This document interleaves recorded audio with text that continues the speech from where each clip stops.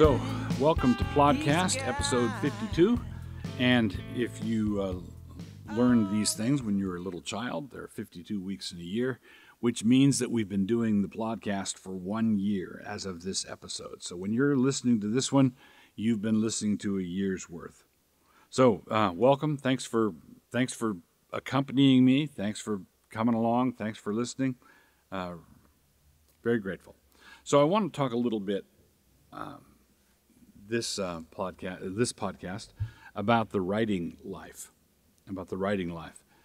Mark Twain once defined a classic as a book that everyone wanted to have read, but nobody wanted to read. There's a similar setup with regard to writing. Many people want to have been a writer, but they don't want to actually write. They want the glory that comes from having been a writer, having gotten something published, or gotten something published in a magazine, or gotten a book published, but they don't want to submit themselves to the arduous process of actually sitting down to write. They would like the contract from a big New York publisher to sort of fall out of the sky on them, and then if they are blandished with enough incentives, then they will sit down to crank out the book. But they need to be incentivized first. Well, that's not the way it works. It's the same way with writing as with the blues. You've got to pay your dues, and paying your dues has a number of layers. So, if you want to be a writer, as I most certainly did, I remember back in grade school wanting to make books. I grew up in a bookish family. I grew up where books were around, but it wasn't just enough for me to have books around that I could read. There was something in me that wanted to make them. A book is a wonderful thing, but I don't want to just read them. A book is a wonderful thing. I want to make them. I want to write them. I want to be involved in the production of them. And that was a desire that I remember from very early on. I think I was probably in sixth grade when I first noticed it. Suppose you have that desire. You want to be a writer. What do you do? Well, there are many, many things that you do, and I've written a book on this called Wordsmithy, where I give all kinds of unsolicited advice to people who want to be writers. But let me just lay out three things here. Number one, pay attention to your schooling. If you're still pre-college, K through 12, somewhere in there, pay attention to your schooling. Do your work, write your essays, do your lessons. Those are all there for a reason. And if the school is a rigorous school, they're going to be giving you all kinds of building blocks that will be useful to you later on. Don't be too proud to be a learner. And the second stage, I'll come back and cover all these. The second stage is very comparable, is comparable to the first one. And that is, you don't want to be the writer who has written more books than you've read. So independent of school, outside of school, and after you've graduated, after you're through high school, after you're through college, you need to be a reader. You can't be the kind of person who's just sort of arrives in the writing scene, not having read what everybody else has been writing over the centuries, over millennia, and say, here, I've got all this wisdom in my head, let me write it, let me spill it out, and have you all ooh and ah over it.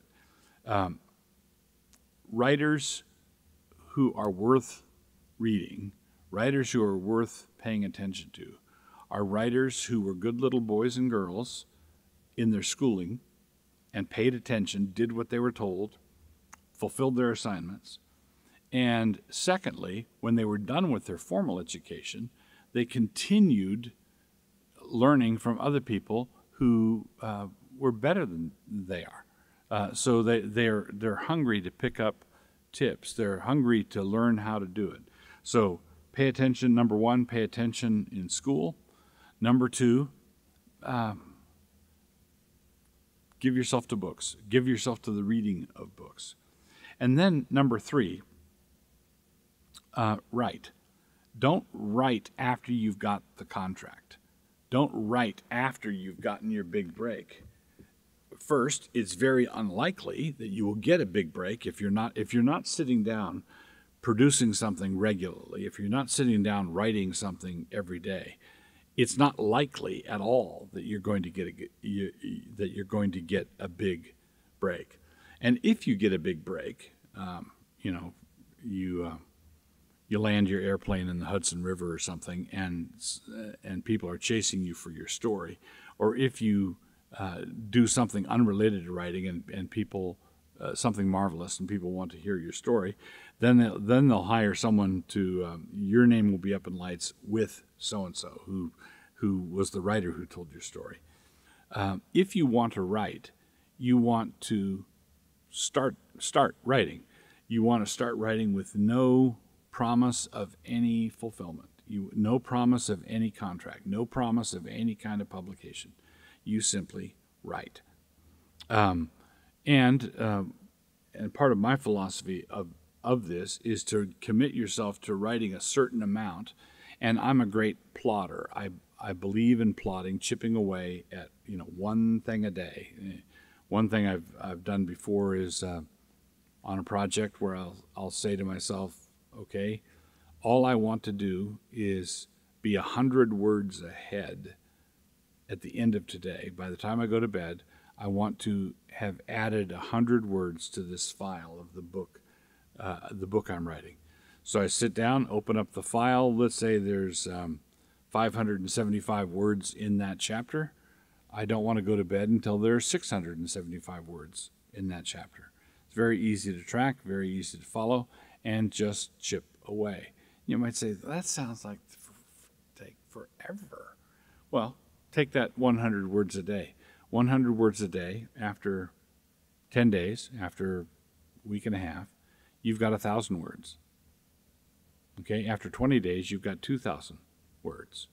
A modest book is 40,000 words. Just sit down and start writing. Start chipping away. And then if you say, but I have nothing to say, I have nothing whatever to say, well, then the question is, so why do you want to be a writer? Well, a few episodes ago, I talked about the Revoice Conference in St. Louis, and one of the organizers of the conference and one of the speakers at the conference is a gent named Wesley Hill, and he recently wrote a book called Spiritual Friendship. And in this book, Spiritual Friendship, he's advocating the gay celibate position, where people who are, as they would say, same-sex attracted, but who believe that the Bible prohibits any kind of overt sexual expression of that sexuality, nevertheless they want to identify as gay and celibate. If they do so, what do they do about their need for companionship? And one of the things that Hill does is he proposes the classic Christian approach to friendship as being a solution to a gay celibate's challenges or dilemma. And he has written a book that is intended to argue for that. And what Hill is building up to is he wants to get at some point to oath-bound friendships. So it's not just, oh, you're my friend while I'm in med school and then we drifted apart, or when we were living in this city, we were next door neighbors and we became friends and then we lost touch. Wesley Hill wants to argue for a friendship that is more intentional than that and that is sealed and bounded in some way with an oath, the same way, or not the same way, in an analogous way to marriage. The difficulty with his approach is that although he alludes to and interacts some with C.S. Lewis's book, The Four Loves, and Lewis's treatment of friendship, he basically bypasses Lewis's central description of friendship. The posture of friends, according to Lewis, is shoulder to shoulder. Now, and Lewis is saying that friendship is one of the great blessings of human existence. He doesn't have a trivial or a light view of friendship at all. But Lewis argues that the basic posture of friendship is shoulder to shoulder. The these friends who are passionately committed to one another are passionately committed to one another because of their shared interest in epic poetry, or because they served in the Navy together, shoulder to shoulder. They had a common mission, or they worked together at the same company, and they're working shoulder to shoulder, and they become fast friends. Lewis argues that the basic posture of eros, of erotic love, is face-to-face. So erotic love is face-to-face. Friendship love is shoulder-to-shoulder.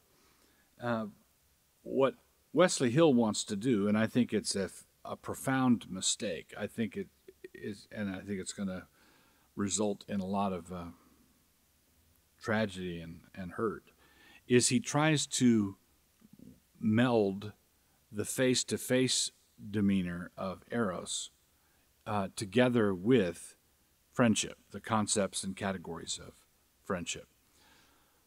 I don't think that that's going to work, and I think that there are going to be some devastations, one of which Wesley Hill even describes in detail in this book, where he was friends with someone. He had a straight friend who got interested in a girl, and he paired off with the girl. And Wesley Hill was devastated, and he realizes after the fact that he had been in love with his friend. So what he had been interpreting as shoulder-to-shoulder friendship was actually face-to-face eros. And it was face-to-face eros, unbeknownst to Hill. That was a sort of suppressed knowledge, and completely unbeknownst to his heterosexual friend, who was not thinking in those categories at all. So I think Spiritual Friendship is a misbegotten book. It's a bad idea. We don't really want to go there. We don't want to try to go there. If we do, the end result is going to be, I'm afraid, is going to be continued devastation, hurt, self-loathing.